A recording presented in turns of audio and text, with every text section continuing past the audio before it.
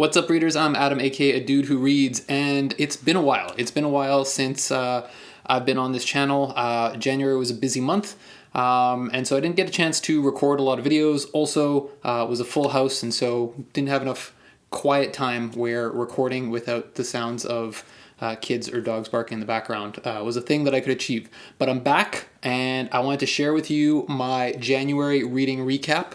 And it's a little bit different this month. January was a little bit of a different month, partly because it was busy and partly because January was a little bit of a light reading month. And I don't mean light in that I didn't read a lot, because I did read, 6 books in January, and some of them were pretty hefty books. So, it was a decent reading month in terms of volume, but it was light sort of in terms of the types of books that I read. So usually on this channel, you'll hear me talk about a mix of sort of fantasy sci-fi, some classic literature, some modern literary fiction, and it's a little bit of a blend, some nonfiction in there as well sometimes. This month was really a lot of fantasy and sci-fi, so this is why I said it's sort of lighter fare. I'm not going to talk about any sort of ancient classics because the one classic that I've been reading for the last month or so is the Aeneid by Virgil, and this is a buddy read that I'm doing with my buddy Mike, who I actually met through this channel, and so it's been a little bit slower going, but it's been a lot of fun, and so I'm hoping to talk about this book and that process probably next month. But for this month, no real ancient classics on the list. One more modern classic, if you will, and a lot of new fantasy series.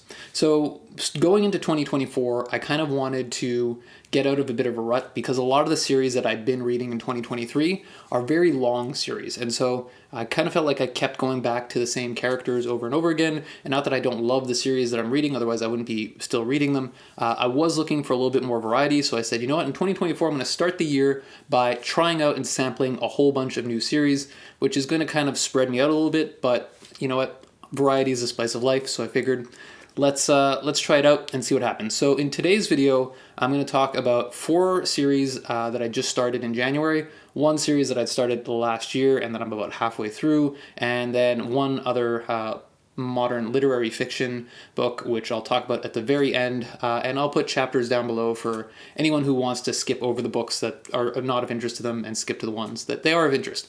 But that being said, that's enough of a preamble. Let's jump right into the books, and I'm going to start with Red Rising by Pierce Brown. So Red Rising is a book that I picked up because I've heard a lot of great things about it, much of it through BookTube. It is sort of a, darker sci-fi epic. At this point, I think we're 4 or 5 books into the series, and if I'm not mistaken, it's sort of split into 2 trilogies. I could be wrong about this. Like I said, I've only picked up the first book so far, and my feelings on Red Rising are, frankly, a little bit mixed. So there's a lot of stuff that I really like about Red Rising. For starters, I love the world that Pierce Brown has created, this sort of darker, dystopian almost sci-fi world that has sort of an old school feel to it. And, the way that world is brought to life, I really enjoyed. I like the protagonist, which is a good thing because we spend a lot of time in the head of our main protagonist, Darrow. And those are the main things that I like. But I do have quite a few issues with the series, and I want to talk a little bit about those because while I don't think they're deal breakers, they are things that I want to kind of talk about. And the main one that kind of struck me, there's really sort of 2, maybe 3 things that rub me the wrong way about Red Rising. The first one is I kind of got this feel from Red Rising that I was reading something that was, if you take all the biggest sort of popular sci-fi and fantasy franchises of the last decade or so, whip them into a blender and pour them out, you kind of get Red Rising, I feel like. I feel like there's elements of Harry Potter in here mixed with some Hunger Games and kind of like the grittiness of Game of Thrones, and like if you throw all that together and then sprinkle on top some, Greco-Roman aesthetics, you end up kind of with Red Rising, which makes it feel almost a little bit, I don't want to use this word because it feels really bad, but I can't think of another one. It makes it feel a little bit derivative, I feel like. And this is slightly unfair because I will admit that I have not actually read The Hunger Games. I think I watched the first movie on a plane or something because I was bored. But so I don't have a perfect frame of reference for them. But the feeling that I got was that this was created sort of as this is what works commercially, and so this is what I'm going to create. And I don't know, something about that rubbed me the wrong way. The other part of Red Rising that I had a little bit of a challenge with is that Red Rising is written in a first-person, present-tense narrative voice, which I don't think is for everyone. So first-person, I don't have an issue with. I actually really enjoy reading first-person novels. That's not something that everyone can agree on, but definitely something that I enjoy. But the present tense is something that a little bit harder for me. I prefer present tense for shorter works, so short stories, shorter novels, any story where the main thrust of the story is kind of the emotional reaction of the character. So stories that are more character driven versus stories that are more plot driven. I think those work really, really well in present tense. Whereas something like an epic sci-fi narrative, which is what Red Rising is, really feels like it could benefit more from a more traditional sort of past tense feel to it. I think you could still maintain the third person, but I would have probably opted for more of the past tense. And maybe that's just a personal preference thing. The other thing that I had read somewhere is that Hunger Games was also written in a first-person present narrative voice. So maybe that's another thing where it's just kind of rubbing me the wrong way. All that being said, when I put all this stuff together, I will say that Red Rising was a book that was entertaining enough to me that I'm willing to keep going and check out book 2 in the series. If book 2 doesn't, particularly grab me, maybe that's where I'll stop. But I can definitely see Red Rising being one of those books that some people will really enjoy and some people may just not get a good feel for. So I think this is a book that could be particularly divisive to a lot of people. Those are my thoughts on Red Rising by Pierce Brown. And the second new series I tried in January was Jade City by Fonda. Now, Jade City is a very different kind of beast from Red Rising. I actually really, really enjoyed Jade City. And in a lot of ways, I feel like this book was written for me. And maybe not me personally, but definitely for people who had a sort of similar cultural upbringing that I did. And so what I mean by that is Jade City feels like a cross between like a 90s Hong Kong action flick with The Godfather. So two cultural experiences that were sort of formative for me when I was younger, genres that I really enjoy, and Jade City just felt like a really fresh take on the fantasy genre, and I really enjoyed specifically the setting that Fonda was able to create. Beyond the setting, there's a lot of other things that this book does well. I think the characters are pretty well fleshed out. They're enjoyable, they're three-dimensional, there's characters that you can root for. They're not the greatest characters in fantasy or sci-fi that I've ever read, but they're definitely interesting characters that you want to root for.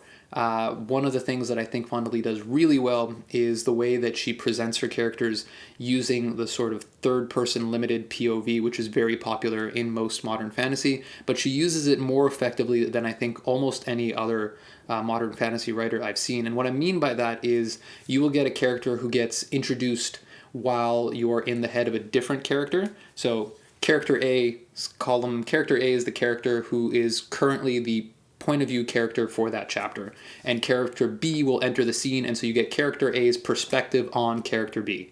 And then the next chapter will be from character B's perspective, and you get a completely different view of what's going on in character B's head compared to what character A thought about character B. So hopefully that made sense. I'm using letters as opposed to names because I don't want to spoil any part of the plot. But I really enjoyed the way Fonda makes use of this narrative device to kind of give you different perspectives on the characters.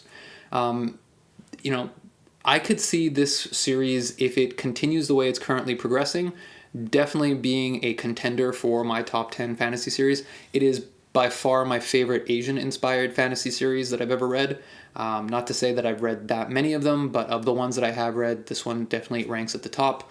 My only concern is kind of where the story is going. So definitely the weakest part of Jade City, in my opinion, is the plot, which kind of felt like we weren't given a really full plot. Like what we were really given was the introduction to a much broader story, which, fair enough, this is a trilogy. Jade City is the shortest of the 3 books in that trilogy, and so maybe this really is just kind of act 1 of a much larger story. But it did feel a little bit unfulfilled by where we were left off with the story. Kind of just didn't pay off the way I would have liked it to. But in terms of the setting, the world, the ambiance that's created, the skill with which the story was developed, I think this is really an excellent book, and I'm looking forward to continuing this series in the near future. Which we will move on to now, the third new series that I tried out, and this one is a little bit of a different beast, because as much as Jade City is kind of this fresh take on fantasy, the third series I'm going to talk about is the exact opposite. And this is The Witcher by Andrzej Sapkowski. And so The Witcher, known primarily, I think, for the video games and for the Netflix TV series, originally was a series of books. And I just started reading those books, starting with The Last Wish, which really is a collection of short stories, but the short stories are framed within a larger narrative, which I think is a nice little touch to make them feel more cohesive and not just a group of individual stories that have no uniting thread. So The Last Wish, to me, a really kind of entertaining and enjoyable sword and sorcery style read that feels a lot like the stuff that you would have gotten back in the 80s. It doesn't, The Witcher or The Last Wish specifically doesn't do anything particularly well. The characters are interesting and fun, but nothing spectacular. The magic system is nothing super creative.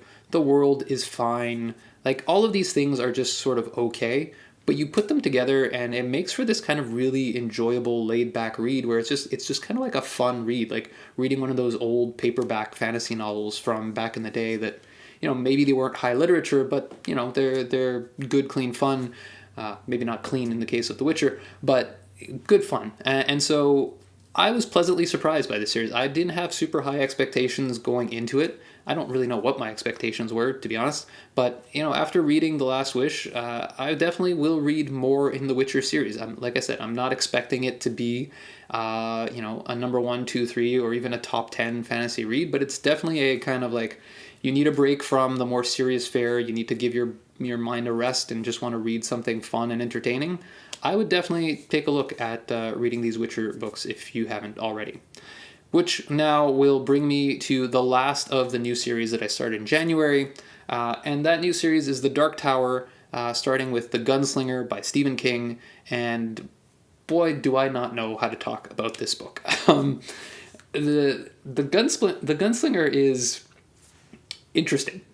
That's the best way that I can explain this book. It is, part fantasy, part Western, maybe a little bit horror, maybe a little bit sci-fi, maybe a little bit dystopian.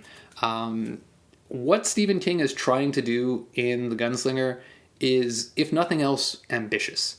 And it's a short book, and it is interesting enough that I am intrigued enough to keep reading this series. I can't go as far as saying The Gunslinger was good, because honestly, I'm not sure I understood enough about what King was trying to do in this book to really say this is a good book. I think I ended the book with as many questions, if not more, than I had after the first chapter. And so it's one of those things where I'm like, is this going to be good? Is this going to be terrible? Honestly, The Dark Tower for me, after reading just The Gunslinger, could go in either direction. But I am sufficiently intrigued to keep reading. I will say the one thing that was a little bit disappointing to me is that, in my opinion, the thing that Stephen King does best and does better than a lot of other writers, to be honest, and I'm not a huge Stephen King fan, but I do think he does this thing very well, and that thing is slice of life. So I feel like Stephen King does a really good job of writing characters engaging in very mundane activities and making it interesting and making you relate to them. So, for example, in The Stand, which is just an enormous novel, especially if you read the extended edition, the first third of the book, you know, The Stand is obviously post-apocalyptic, so once you get beyond that, the first third of the book is just really characters doing a whole lot of nothing. And yet, the characters themselves are interesting enough, and the way King describes their actions is interesting enough that you want to keep reading. And I really think that's one of King's fortes. There's not a whole lot of that in The Gunslinger, which is a little bit disappointing to me. But you can't have it all. And like I said, this book is at the very least interesting enough that I'm curious to see where the heck it goes. And if you've read The Dark Tower, I'd be really curious for you to tell me kind of, what are your thoughts? Does this go in a positive direction? Does it go in a negative direction? I've heard very different opinions about the quality of The Dark Tower as a series, so I don't really know what I'm getting myself into, but it was definitely an interesting experience. With that concludes the new series that I tried out in the month of January. There is one series that I had picked up in 2023, which I kept on reading, and that series is the Dresden Files. Specifically, I read Turncoat, which is book number 11, if I'm not mistaken, in the Dresden Files. And I'm not going to spend too much time talking about this book because, honestly, for me, the Dresden Files is one of those series that I read more as a kind of guilty pleasure than anything else. The Dresden Files almost feels to me like a comic book written in prose format. So a lot of the same things that are wrong with, popular modern comics. I'm talking about like the Marvel and DC style comics, superhero style comics. You'll have a lot of the same stuff going on here. It very much feels like the audience for this is kind of a boys, young men, a little bit juvenile, a little bit, male-centric, if you want to call it, if I'm being polite. But kind of like with The Witcher, but a little bit different. The Dresden Files for me is it's kind of a fun read. And like I said, it's a little bit of a guilty pleasure because I enjoy seeing what kind of mischief, Harry Dresden can get up to. And the story that Jim Butcher is kind of weaving through all of these books is an entertaining yarn. There's a lot of things wrong with these books. I personally think that some of the, once you're at book 11 out of, I think there's 20 or 22 or 23 books planned or something like that, no one is picking up book 11 as their first ever Dresden Files book unless they want to be completely lost. And yet you have this weird combination of repeating things that everyone who's reading the book already knows, but also not explaining certain things that you would need to know if you were picking up in book 11. So that is something that, always kind of annoys me when I have to get reintroduced to the same characters the millionth time. But if I stick to Turncoat specifically, which is the book that I read in January, in sort of my overall ranking of the 11 Dresden Files books I've read to date, I think Turncoat would be somewhere in the, slightly higher than the halfway mark, mostly because the first books in the Dresden Files series all would be the ones that are filling up that lower half, probably the first 3 or 4. And then right after that, probably Turncoat would kind of show up somewhere in there. The things it had going for it, the characters it focused on, some of my favorite characters. There wasn't a whole lot of Karen Murphy in this book, which Karen Murphy is a character who had so much potential at the beginning of this series, and as the series has gone on, the way Butcher has written her has just kind of made me dislike her. She just annoys me now. So that is a little bit disappointing to me, but the fact that there isn't a whole lot of her in this book is actually a plus. Not a great reason to love a book. On the flip side, Anastasia Lucio, who is another character who's more recently introduced, does play a significant role in this book, and I love that character, and I don't know if we'll see a lot more of her in the future of the series, because I've only read up until this point, but her part in the book was great. The overall plot was interesting. There's kind of, the Dresden Files are sort of this mix between fantasy and mystery suspense. The mystery portion is not the best part of the book, like the whodunit aspect. I think anyone who's read this book and who's read any mystery novel in the past probably could have figured out the whodunit within the first, few chapters. But then There's additional twists and turns that Butcher throws in after the fact that are part of the more overarching story, which kind of redeem the book itself. So overall, Turncoat is kind of a solid entry in the Dresden Files series. Not the best, not the worst, but it was an enjoyable kind of bridge to, I think, what is coming next, which to me, based on the way this book ended, is probably more interesting. And so I'm really looking forward to carrying on with my reading of the series, even if, like I said, it is not the greatest literature ever written.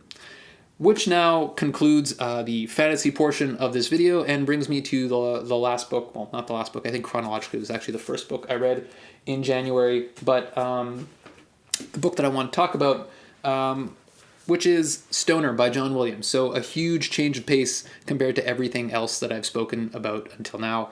Stoner by John Williams is one of those books where I don't know how I managed this, but I had not heard of this book up until about maybe 6 months ago. And then in the last 6 months, I've heard so much about this book that I just had to put it on my reading list. And I had to read it as soon as possible because I think I had 8 different people recommend this book to me separately. And so at some point when that many people say, you should read this book, I figure I should probably read this book. And I'm so glad that I did, because at this point, a lot has been said about Stoner by John Williams. It has kind of become a favorite of BookTube, I think. That's probably why I've heard so much about it in the last few months. But I want to talk a little bit about why I enjoy this book, because I don't think that gets discussed enough. You just hear a lot about how great this book is, but I don't really feel like there's a lot of reviewers out there who are talking about what is so great about it. So first of all, what I will say is with Stoner, it made me realize how much... so I read a lot of fantasy, a lot of classic literature, and recently, I think a lot of the modern literary fiction I've been reading has actually been translated. And so it's been in other languages translated into English. And so this is the first book I read in a while, which is sort of 20th century, written in English, literary fiction. And I gotta say, the prose in this book just kind of blew me away. And it just stands head and shoulders above everything else that I've read recently. And part of that, I think, is because John Williams is a fantastic writer. And part of that, I think, is, like I said, because of the other stuff that I've been reading.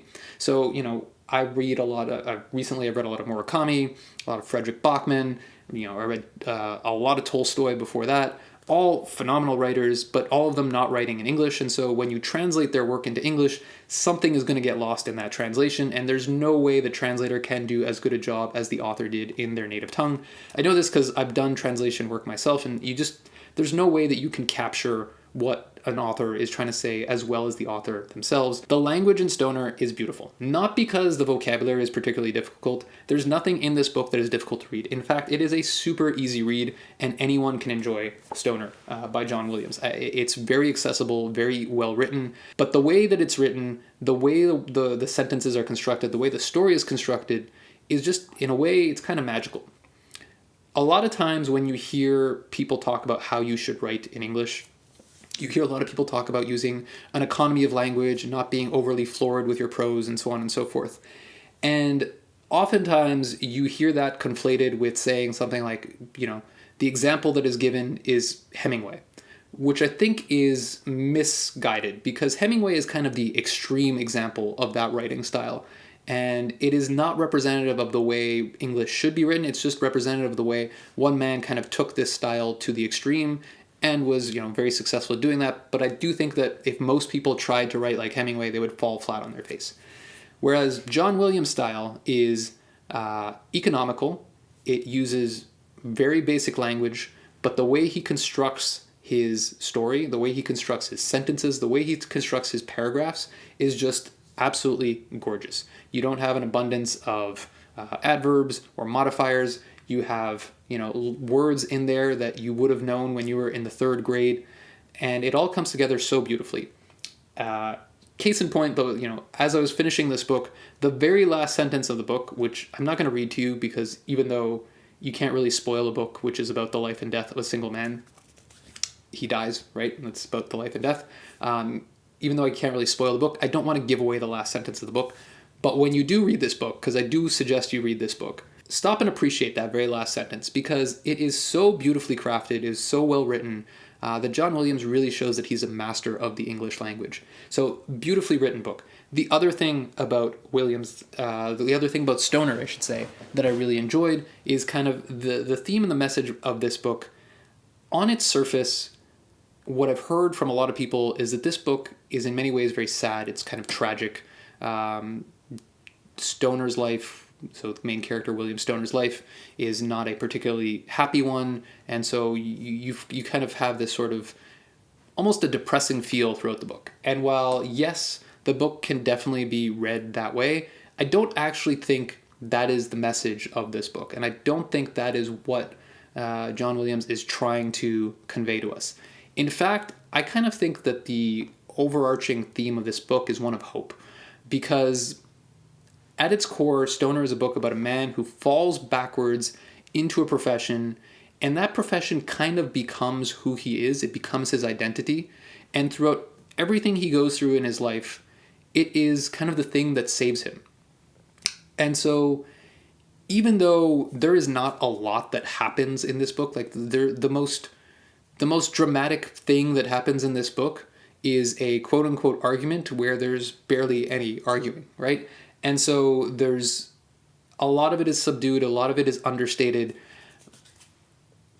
and yet the way that John Williams expresses the ideas in this book, you kind of get a sense that at the end of the day, as long as his main character, as long as his protagonist can come back to who he is, can really live his own identity, his life is something that's special.